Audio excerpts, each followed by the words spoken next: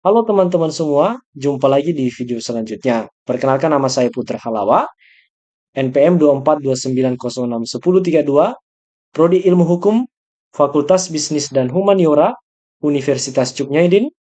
Nah, di sini saya akan membahas materi sosiologi selanjutnya tentang paradigma hukum. Jadi teman-teman mungkin bertanya apa itu paradigma hukum. Jadi kita harus paham tentang paradigma dan hukum. Supaya dalam hal ini kita dapat paham apa itu paradigma hukum.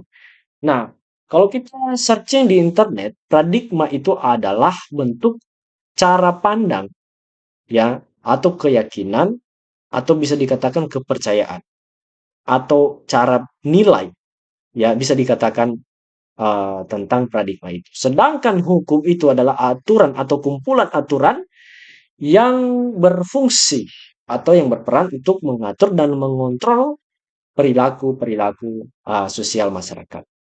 Jadi kalau kita gabungkan, paradigma hukum itu adalah cara pandang masyarakat terhadap hukum itu sendiri. Ya, jadi mungkin teman-teman bisa paham secara singkat. Nah, di sini ada definisi tentang paradigma hukum atau tentang pengertian pada paradigma hukum itu. Salah satunya adalah Thomas S. Kuhn yang adalah seorang ahli filsafat ilmu yang dia menjelaskan bahwa paradigma itu adalah cara atau suatu sistem pemikiran yang dominan pada suatu masa tertentu yang di mana ini digunakan oleh para ilmuwan untuk memecahkan masalah-masalah dalam bidang keilmuannya. Jadi kalau dia dalam konteks paradigma hukum, berarti sistem pemikiran yang digunakan untuk menjelaskan dan menyelesaikan persoalan hukum di masyarakat. Nah, tadi saya berpendapat tentang paradigma hukum itu adalah cara pandang. Jadi di sini juga adalah sistem yang digunakan yang digunakan untuk menjelaskan dan menyelesaikan persoalan-persoalan hukum di masyarakat. Jadi sangat berkaitan dengan apa yang saya bilang. Ketika suatu hal ini dia dikatakan tadi suatu pemikiran yang digunakan dalam sistem persoalan-persoalan dan menyelesaikan suatu persoalan-persoalan, maka dia harus punya cara pandang terhadap hukum itu. Jadi secara singkatnya, paradigma hukum itu adalah cara pandang seseorang atau masyarakat itu terhadap hukum. Bagaimana dia menilai, bagaimana dia uh, melihat atau memahami, menginterpretasikan ya hukum itu di masyarakat, baik dari segi teori, praktek hukum maupun tujuan hukum itu di dalam masyarakat. Jadi begitu teman-teman ya. Kedua, kita harus paham juga tentang sejarah perkembangan paradigma hukum ini. Nah, paradigma hukum ini dimulai dari hukum kuno atau yang disebut hukum adat. Jadi hukum adat itu teman-teman sudah saya jelaskan di video sebelumnya mengenai perkembangan hukum di Indonesia itu, ya.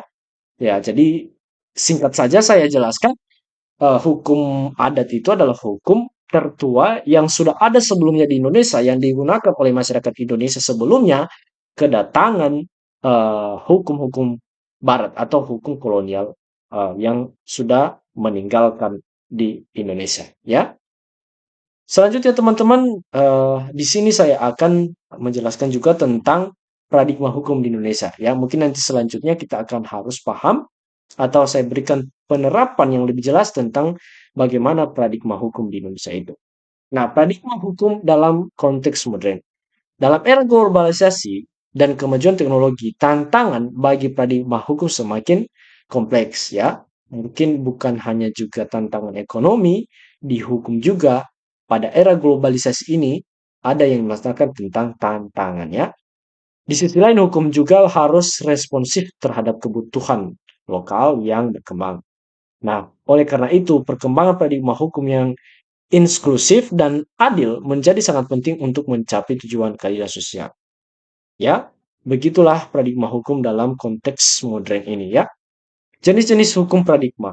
Nah, tadi ada hukum positif, ya. Di sini saya akan memaparkan beberapa karakteristik yaitu satu, norma yang tertulis. Itu ciri-ciri atau karakteristik pada eh, paradigma hukum positif ini, ya.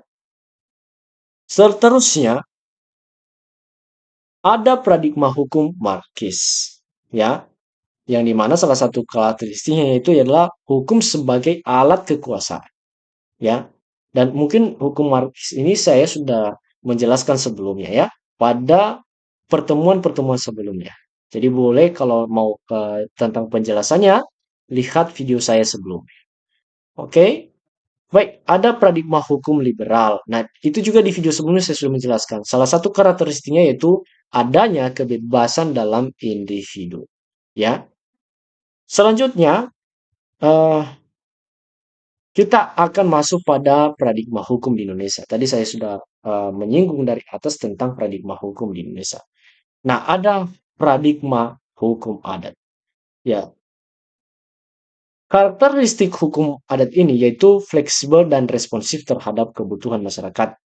Nah, hukum adat ini bersifat dinamis yang berkembang sesuai dengan nilai sosial dan budaya. Nah, biasanya hukum adat ini adalah disesuaikan dalam suatu budaya atau suatu sistem kelompok itu. Ya, itu hukum adat. Disesuaikan sesuai dengan perkembangan sosial di dalam masyarakat itu sendiri. Ya, itu teman-teman. Salah satu karakteristiknya saja. Nah, ada paradigma hukum kolonial Belanda. Tadi hukum adat dan kolonial hukum Belanda.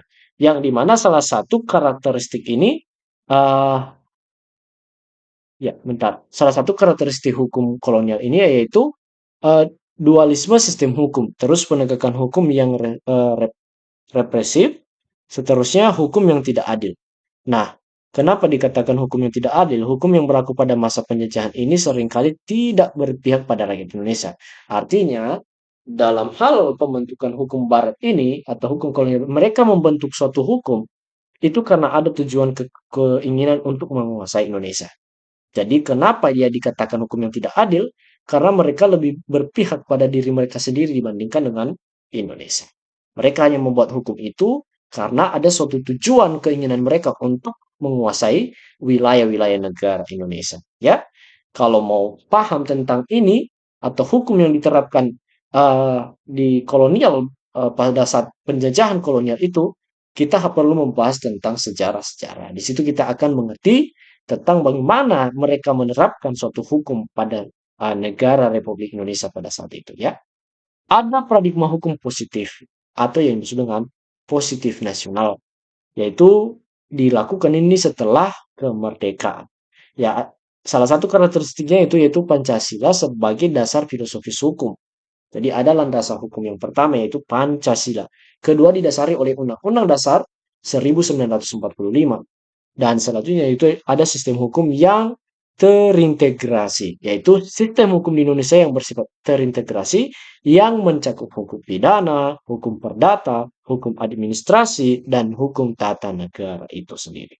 Selanjutnya ada paradigma hukum Pancasila. Ya, salah satu karakteristiknya itu adalah berkeadilan sosial, menghormati hak asasi manusia, demokrasi, dan berkedaulatan rakyat. Ya, begitu karakteristik hukum Pancasila atau paradigma hukum Pancasila ini.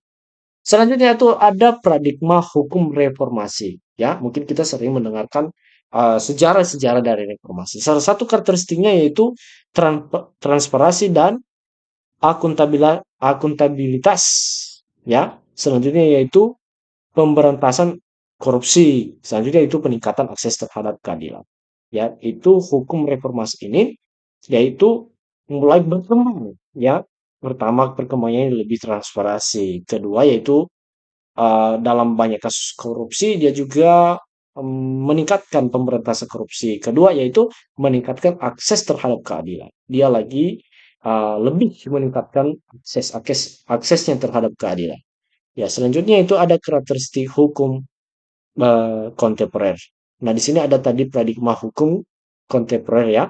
Salah satu karakteristiknya itu pengaruh hukum internasional, perlindungan lingkungan dan HAM, adaptasi terhadap teknologi. Ya, mungkin demikian saja yang saya bisa terapkan tentang paradigma hukum. Jadi jika ada kekurangan dalam penjelasan, pembahasan teori, semoga dapat dimaklumi. Saya juga berterima kasih kepada pihak-pihak yang telah memberikan informasi seputar paradigma hukum ini. Ya, juga kepada Bapak dosen yang sudah memberikan tugas ini. Dengan memberikan tugas ini, saya juga dapat memahami seputar tentang paradigma hukum itu. Jadi, akhir kata saya ucapkan terima kasih.